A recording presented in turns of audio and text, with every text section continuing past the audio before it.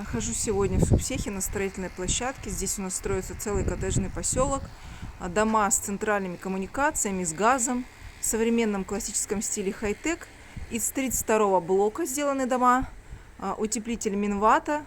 Здесь, где я стою, в доме участки 5,2 сотки.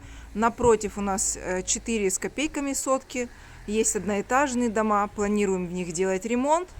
Кому интересно, спрашивайте. Дома можно оформить под льготную ипотеку.